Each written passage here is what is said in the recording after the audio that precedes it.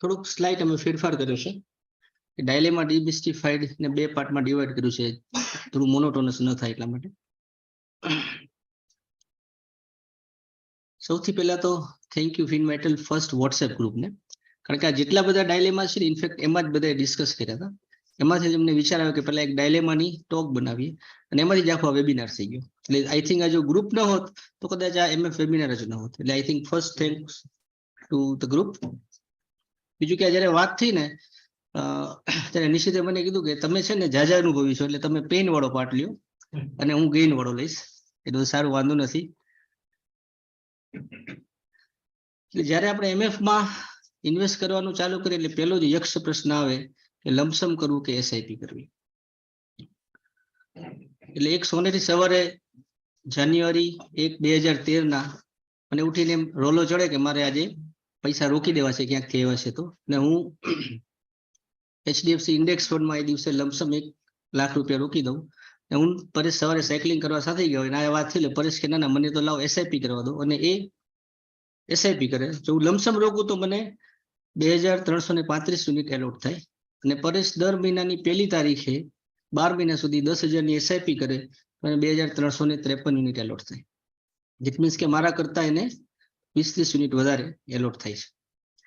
આ તો 10 વર્ષ પછીનો સિનારિયો છે કે એક જ વાર ઇન્વેસ્ટ કરીને પછી આપણે કંઈ નથી કરતા. પણ સમજો કે આના બદલે તમે આમાં જુઓ તો બંનેના ઇન્વેસ્ટમેન્ટ કે અત્યારનું રિટર્ન છે એમાં બહુ ફરક નથી, પણ અગત્યની વસ્તુ એ છે કે 10 વર્ષમાં 1 લાખના 4 લાખ રૂપિયા થયા. આપણે તો ખાલી ડિફરન્સ જ જોઈએ છે. એટલે જે કહે છે કે ઇક્વિટીમાં વિપુલભાઈ કીધું એમ કે એનું કમ્પાઉન્ડિંગ અને એમાં તમે લોંગ ટર્મ રહો તો કેટલો ફાયદો છે એનું આ સિમ્પલ ઉદાહરણ છે. પણ એ જ વસ્તુ સમજો કે કોવિડની શરૂઆતમાં 1 જાન્યુઆરી 2020 જો મેં કરી હોત અને પરેશે એસઆઈપી આખા વર્ષ કરી હોત તો અમારા બંનેના યુનિટમાં ઓલમોસ્ટ 140 યુનિટનો ફરક હોત. અને આ તો જસ્ટ આપણે એક જ વર્ષનું એસઆઈપી કન્સિડર કરીએ છીએ. જ્યારે આપણે જો 10 વર્ષની એસઆઈપી ની વાત કરતા હોય તો સમજી લેવાનું કે ડિફરન્સ કેવડો મોટો હશે. આમાં એ આટલો અરાઉન્ડ તમે જુઓ તો 24,000 નો ડિફરન્સ છે.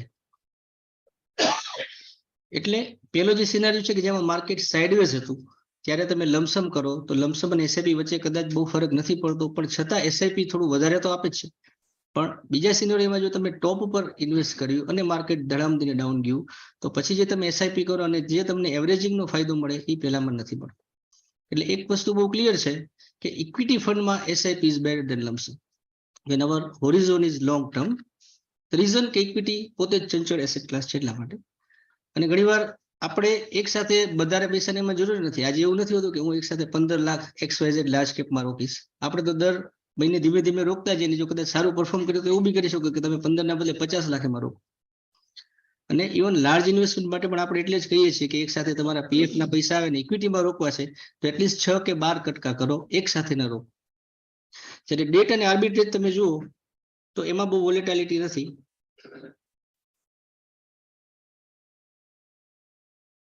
એટલે એમાં લમસમ ઇઝ બેટર, એમાં કંઈ વાંધો નથી. ઇવન કોવિડ હતું ત્યારે તમે જુઓ તો બહુ મેજર એમાં ડિફરન્સ નથી આવ્યો.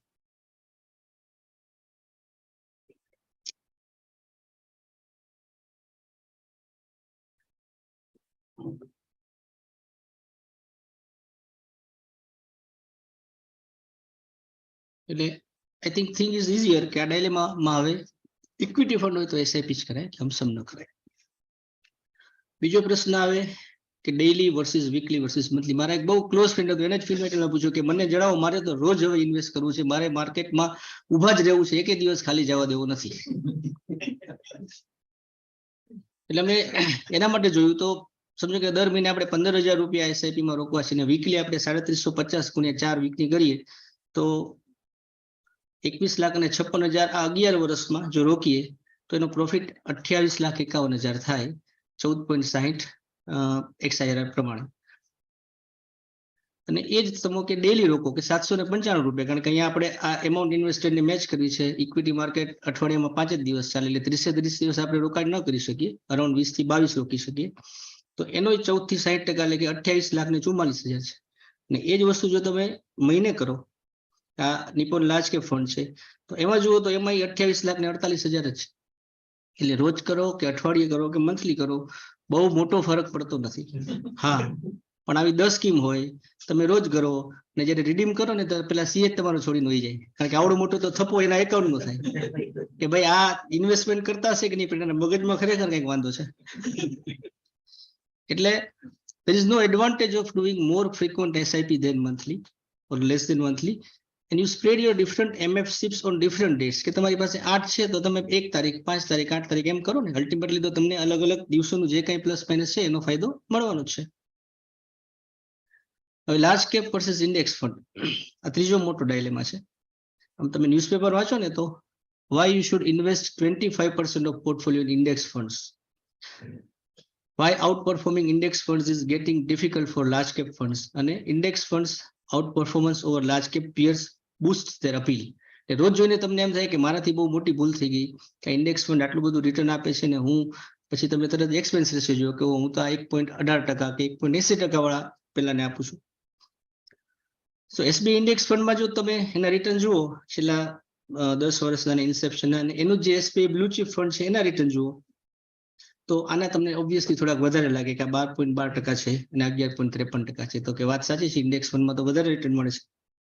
પણ તમે જો આઈસીઆઈસીઆઈ નિફ્ટી 50 ઇન્ડેક્સ ફંડના રિટર્ન જુઓ તો 1 થી લઈ અને 10 અને ઇન્સેપ્શન બધામાં આઈસીઆઈસીઆઈ નું જે બ્લુ ચીપ ફંડ છે એના રિટર્ન એના ઇન્ડેક્સ ફંડ કરતા વધારે જ છે.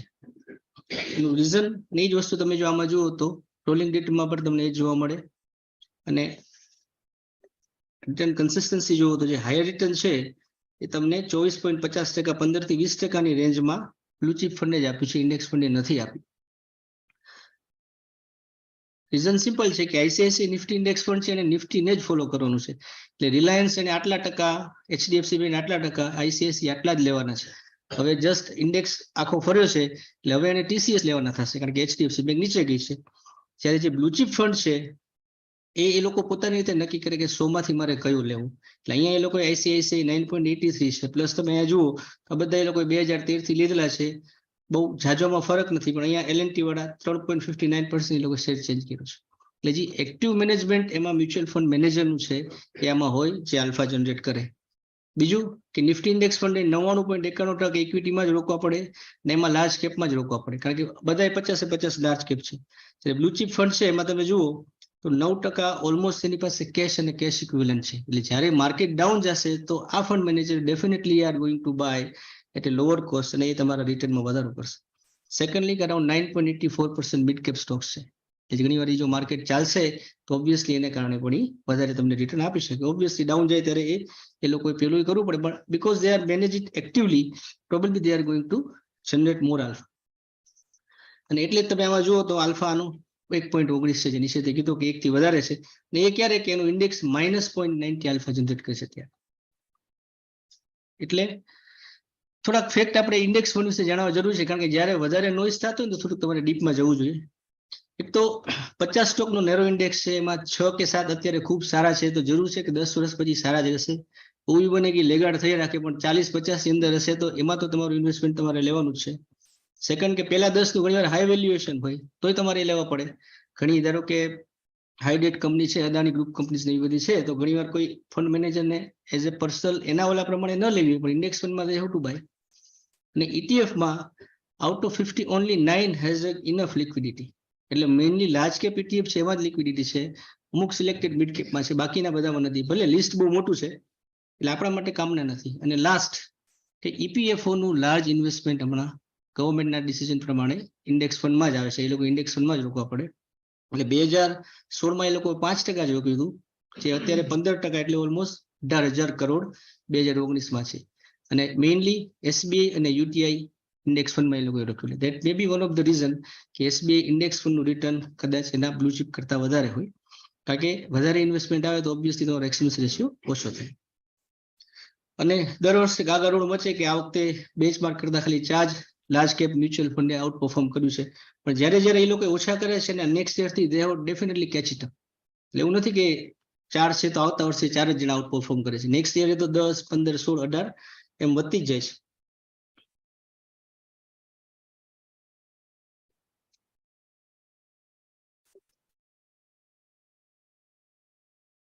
So we can say કે we can keep large cap index fund which are liquid, maybe a part of our large cap mutual fund portfolio. એવું નહીં કે ખાલી એક જ મારે large cap માં કરવાના છે, અને conventional large cap mutual fund is still very much in the game. એટલે you just need to select it carefully. safer કદાચ apply કરશો તો તમે easily તારવી શકશો કે કયા આ સારા ફંડ છે.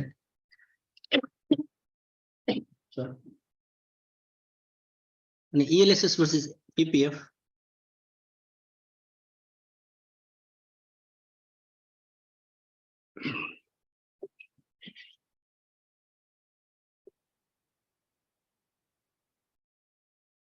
સારું લઈ લઉં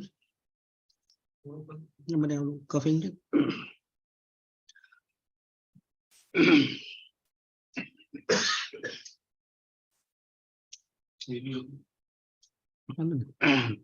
I think we know that ELFF અને PPF શું એડવાન્ટેજ અને શું ડિસએડવાન્ટેજ છે. PPF ખાલી રેસિડન્ટ ખોલી શકે છે, જ્યારે ELSS, HUF, NRIs બધા ખોલી શકે. ઇન્વેસ્ટમેન્ટ માટે અહીંયા કોઈ લિમિટ નથી, અહીંયા 1.5 લાખની લિમિટ છે. રેટ ઓફ રિટર્ન ELSS માં વધારે છે અને આમાં મિનિમમ લોક ઇન પીરિયડ છે. એડિશનલી જો આપણે જોઈએ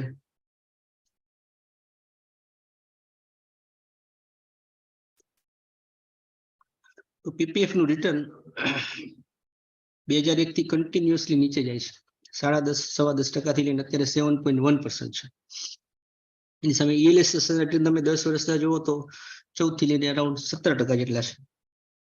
અને 1 લાખ દર મહિને જો તમે 10,000 રૂપિયાની SIP કરો ઓલમોસ્ટ 15 વર્ષ માટે તો PPF અરાઉન્ડ તમને 33-34 લાખ આપે, જ્યારે ELSS અરાઉન્ડ 54 લાખ આપે. એમાં તમે જો 10% બાદ કરો તો બી તમને 48-49 લાખ પડે. એટલે જોઈને તો એવું જ લાગે કે choice seems two be very simple. ELSS માં તો વધારે રિટર્ન મળે છે, મોર ફ્લેક્સિબલ છે, ઇઝ ઓફ ઇન્વેસ્ટમેન્ટ છે, ઘરે જ થાય છે, ખાતું ખોલવાય જવું નથી પડતું. પણ તમારે પ્રશ્ન પૂછવો જોઈએ કે બીજા ડેટ ઇન્વેસ્ટમેન્ટ આપણા કયા છે. ઇન્વેસ્ટમેન્ટ મતલબ જ લોંગ લોકિંગ, અને આમાં PPF તમને ફોર્સ કરે છે 15 યર, એટલે જ તમે એમાં લોંગ લોકિંગ પીરિયડ રાખો છો. અને આઈ ડાઉટ કે 15 વર્ષ કેટલા લોકો ELSS ફંડ ચાલુ રાખ્યું છે. એ તમને હાર્ડલી અમુક ડોક્ટર મળશે કે જેને PPF બંધ કરી હોય. ઇનફેક્ટ રિન્યુઅલ માટે એ લોકો પહેલાથી જઈને રિન્યુ કરે.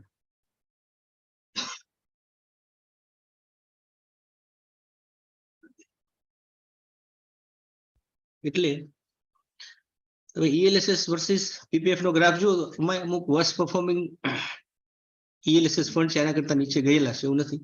પણ સૌથી વસ્તુ અગત્યની છે એ સિક્યોર રિટર્ન. PPF કે આટલું એટલે તમને એટલા જ પૈસા મળે. 15 વર્ષ, 20 વર્ષ, 25 વર્ષ સિમ્પલ એક્સેલ કેટેગરીમાં તમે નાખો આટલું રિટર્ન એટલે એટલા તો તમને મળે અને મળે છે. એ સૌથી મોટો એનો એડવાન્ટેજ છે. એટલે what we have to do ideally કે હસબન્ડ અને વાઇફ હોય જે PPF ખોલી શકે એને PPF ખોલાવે. HUF છે એ PPF નથી ખોલાવી શકતો તો ELSS કરાય.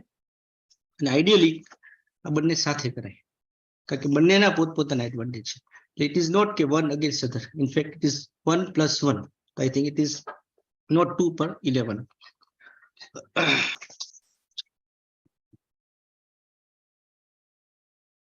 I think we are running late. એટલે હવે પાર્ટ 2 ફટાફટ આપણે બતાવી દઈએ. NPS tier 2 versus aggressive mutual fund ની ક્વેરી હતી. આપણને ખ્યાલ છે ટિયર 1 વિશે તો ઓલમોસ્ટ કે કમ્પલસરી છે, પ્રાંત સાથે આવે, રિજિડ ટર્મ્સ છે, એના મેક્સિમમ તમે 50,000 extra on and above ATC માટે એમાં ઇન્વેસ્ટ કરી શકો. ટિયર 2 વિશે ઘણાને ખ્યાલ નથી, એ ઓપ્શનલ છે. એના માટે એક જ રિક્વાયરમેન્ટ છે કે તમારી પાસે ટિયર 1 હોવું જોઈએ, અને બાકી તમે ગમે એટલા પૈસામાં ઇન્વેસ્ટ કરી શકો, મિનિમમ 1,000 રૂપીસ.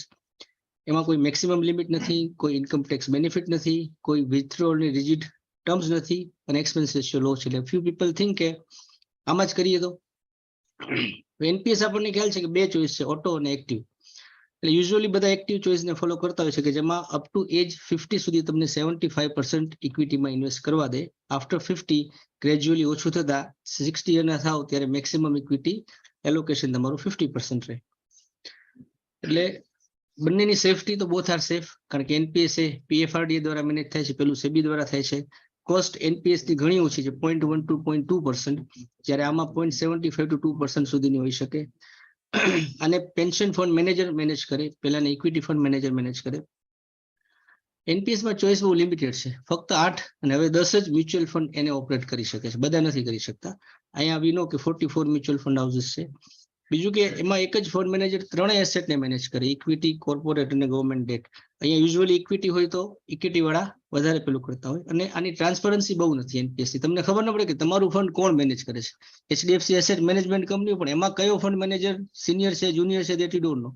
જ્યારે એગ્રેસિવમાં તમે તરત નાખો તો મ્યુચ્યુઅલ ફંડના મેનેજર કોણ છે, કેટલા વર્ષથી છે, you can get each and every detail.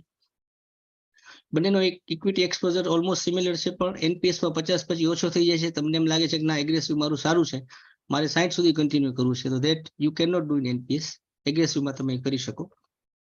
અને જે ઇક્વિટી એલોકેશન છે એ એનપીએસ વાળા યુઝ્યુઅલી મોસ્ટલી લાર્જ કેપ અને થોડા મિડ કેપમાં કરે, જ્યારે આ લોકો બધામાં કરતા હોય equity, large cap, mid cap અને સ્મોલ કેપ ત્રણેયમાં. રિટર્ન આના એનપીએસ ના ત્રણેય લોકો અલગ અલગ આપે, એટલે તમે એના રિટર્ન જુઓ તો અરાઉન્ડ ઇક્વિટી પોર્શનના 10 થી 13% જેટલા છે, પણ અહીંયા એયુએમ જુઓ બહુ ઓછા છે. અને કોર્પોરેટ છે એનું અરાઉન્ડ 7 થી 8% ની વચ્ચે, જે સ્ટાન્ડર્ડ ડેટ રિટર્ન હોય એટલું. જ્યારે આનું જે છે એ 14 થી લઈને અરાઉન્ડ 15% સુધી છે, 12.1 થી લગભગ 16.5% સુધીનું હાઇબ્રિડ ઇક્વિટી ફંડ. એટલે વી કેન સે કે એગ્રેસિવ હાઇબ્રિડ ઇક્વિટી ફંડ છે એ બેટર ધેન એનપીએસ, કારણ કે it offer more choices, more flexibility અને મોર ટ્રાન્સપરન્ટ.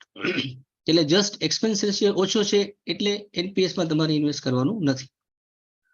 અને સૌનો ફેવરિટ આ income, retirement, children's plan versus mutual fund, ULIPs. I think આ એક મારા ફ્રેન્ડને જસ્ટ એક પોલિસી આવી હતી, હવે લોકો છે ને સીધા મને પૂછવા માંડે છે, એવું માનીને કે હું ઇક્વિટી આમાં એક્સપર્ટ થઈ ગયું. ઓલા સાબુદ્દીન રાઠોડના જોક્સ જેવું છે કે કોઈ ડૂબતું હતું ને પેલા એ બચાવી લીધો, તો પછી પેલા એક જ પ્રશ્ન પૂછ્યો કે મને ધગો કોણે માર્યો હતો, એટલે આ ઉભા કરી દીધા છે. પણ તમે આ પોલિસી જુઓ, જ્યાં તમને કોઈ એમ કે ને કે તમે ગમે એટલું રોકશો આટલું રિટર્ન મળશે અને ટેક્સ ફ્રી હશે, એટલે ટેક્સ ફ્રી એટલે લાઈફ ઇન્સ્યોરન્સ પ્રોડક્ટ, એ યાદ રાખો. બીજી એવી કોઈ પ્રોડક્ટ નથી કે જે તમને ટેક્સ ફ્રી આની ઉપર મળે. પ્લાન સિમ્પલ છે કે દર વર્ષે તમે 10 લાખ રૂપિયા રોકો તો એના ગુણ્યા 12%, 12 ગણું તમને લાઈફ કવર મળે, એટલે 1 કરોડ ને 20 લાખનું લાઈફ કવર મળે. 10 વર્ષ તમે પ્રીમિયમ આપો, 5 વર્ષ જવા દો, અને 18 વર્ષથી રેગ્યુલર ઇન્કમ ચાલુ થાય, જે 47 વર્ષની તમારી ઉંમર છે ત્યાં સુધી થઈ રાખે. એટલે 36 વર્ષની ફ્રેન્ડની ઉંમર છે તો 65-66 સુધી એને રેગ્યુલર ઇન્કમ મળે. એટલે તમને ખરેખર મહેનત વગરની વસ્તુ મળતી હોય ને એમ લખીને તો બહુ મજા આવે. પણ એક વર્ષનો એ છે કે 10 લાખ સામે જીએસટી અત્યારે પહેલા વર્ષનું 4.5% છે, એટલે 45,000 તો ગવર્મેન્ટને આપી દેવાના છે. પછી દર વર્ષે 22,500 તમારે પાછા એવા આપવાના છે. અને આ એનું સિમ્પલ પેલું છે કે 1 થી 12 વર્ષ સુધી તમે 10 લાખ રોક્યા, આ પ્રમાણે તમને મળે છે. ટેબલ બહુ જ મોટું છે, પણ આપણે આટલું જ યાદ રાખવું, ગેરંટીડ વસ્તુ આટલી છે, બાકીની બધી જ નોન ગેરંટીડ છે. 4% હોય કે 8%, ઇટ ઇઝ નોન ગેરંટીડ. આમાં શું ગેરંટી મળે છે કે 10 લાખ સામે 1 કરોડ 20 લાખનું કવર પેલા વર્ષે, પછીના વર્ષે તમે જો સરેન્ડર કરો તો 6 લાખ મળે. આ કવર તો રહેવાનું જ છે, એટલે આમાંથી તમારે 4 લાખ રૂપિયા તો એમને એમ જતા રહે તમારે જો સરેન્ડર બીજા વર્ષે કરવા હોય તો. અને છેલ્લે તમને એમ લાગે કે તમે 65 વર્ષ સુધી, સમજો કે 18 વર્ષ પછી દર મહિને અને દર વર્ષે એની 20 લાખ જેવી ઇન્કમ લો, તો પણ તમને 3 કરોડ ને 78 લાખ રૂપિયા મળે. અને એ નો લો તો તમને 18 કરોડ રૂપિયા મળે. એટલે તમને એમ જ લાગે બહુ સરસ, હું 10 વર્ષમાં 1 કરોડ ને 20 લાખ લોખું તો મને 18-19 કરોડ રૂપિયા 65 વર્ષની ઉંમરે મળે, તો આનાથી વધારે મારા માટે સારું શું હોય. પ્રોબ્લેમ આ છે એના ચાર્જીસ, કારણ કે એના તમે ચાર્જીસ જુઓ તો premium allocation, policy administration, fund management charge, આ બધું છે ને અરાઉન્ડ 4 to 6% હોય.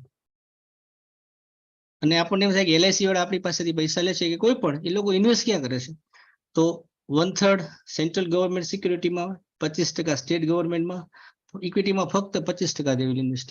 તો એ 25% ઇન્વેસ્ટમેન્ટ કરીને આપણને ક્યાંથી એટલું રિટર્ન આપશે આટલા ચાર્જ બાદ કર્યા પછી. મારી ઉંમર જો 35 વર્ષની હોય તો મારે શું કરવા 25% ઇક્વિટીમાં ઇન્વેસ્ટ કરવા જોઈએ. આપણે તો કહીએ છીએ કે 40 વર્ષની ઉંમર છે તો let us invest 75% in equity.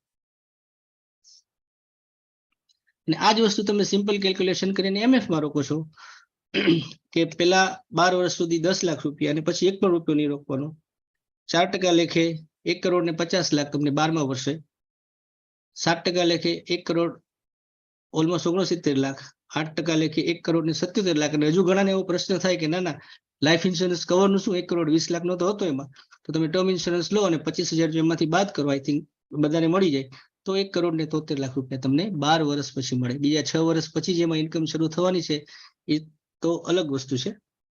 અને જો 65 વર્ષ પછી જો તમે ચાલુ કરો, આ જે વાત હતી, તો એમાં 4% લેખે તમને 12 કરોડ રૂપિયા મળે. અહીંયા યુલિપ તમને 18 કરોડ રૂપિયા આપે છે. પણ જો 7% ગણો તો 61 કરોડ, 8% ગણો તો સાચું જ હોય છે 104 કરોડ, અને આ તમે પેલો ટેક્સ બાદ કરો તો 102 કરોડ. ધેટ મીન્સ કે આપણને યુલિપ 5% રિટર્ન આપે, એ 40 વર્ષ ઇન્વેસ્ટ કરો તો 5 મેક્સ 6. તો એના કરતા બેટર છે કે let me decide my investment, કે મારે ડેટમાં કરવું છે તો હું 50%, 70% કરીશ, આઈ વોન્ટ માઇન્ડ. પણ ખીચડીને કઢી મહેરબાની કરીને મને મારી રીતે નક્કી કરીને ખાવા દો. તમે મને ખીચડી આપો, કઢી આપો, આઈ વિલ મિક્સ માય. એટલે આવી મિક્સચર જે પ્રોડક્ટ છે એને બેટર છે કે આપણે એવોઇડ કરીએ. અને કાંઈ ના ખબર તો ગૂગલ તો છે જ. તમે ધારો કે આ જ વસ્તુ Tata as smart value income plan review નાખો એટલે હોલિસ્ટિક ઇન્વેસ્ટમેન્ટ.in કરીને બહુ જ સારી સાઇટ છે. In fact they are giving you બધા જે પ્લાન હોય એનો ખરેખર ન્યુટ્રલ વ્યૂ આપે. તે you can go and C, અને એના બધી જ ડિટેલ તમને બતાવે. એટલે આમ જુઓ તો જે યુલિપ વાળું છે ને એનો ડાયલેમા ડિઝોલ્વ થયો, પણ આમ જુઓ તો ડાયલેમા હતો જ ક્યાં. આપણને બધાને ખબર છે કે આમાં કરવાના જ નથી. પણ I think it is just we are reinforcing again and again. અમે લોકો યુલિપ લીધેલી છે, એમાં ઘવાણા છીએ, એ ઘા હજુ રૂજાણા નથી. એટલે પ્લીઝ તમે આમાં ઇન્વેસ્ટ નહીં કરતા. અને ફિનવાઇટલ funda, equity fund SIP is better. We are summarizing the whole talk. Monthly SIP frequency is optimum. Large cap MF can generate good returns. EPF and ELSS both are good for wealth creation on long term.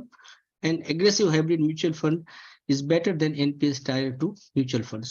I think નિશિતે વાત કરી આજે સ્વામી વિવેકાનંદની, અને એક બીજા નરેન્દ્રની પણ આપણે વાત કરી લઈને પછી આ પૂરું કરીએ. It is easy to find information on Google Guru, but that's not equal to gaining knowledge. That is what our PM Narendra Modi said. I think knowledge માં પેલા no છે, પછી જે સાયલેન્ટ છે એ છે I, that what we believe in FinVital. The third is pledge. So we believe that whatever we know, we are taking a pledge to inform each and every brother and sister, our medical brother and sister, કે અમે બને ત્યાં સુધી જેટલું અમારું knowledge છે એને inform કરીએ. So what mistakes we have made એ લોકો મેડ ન કરે.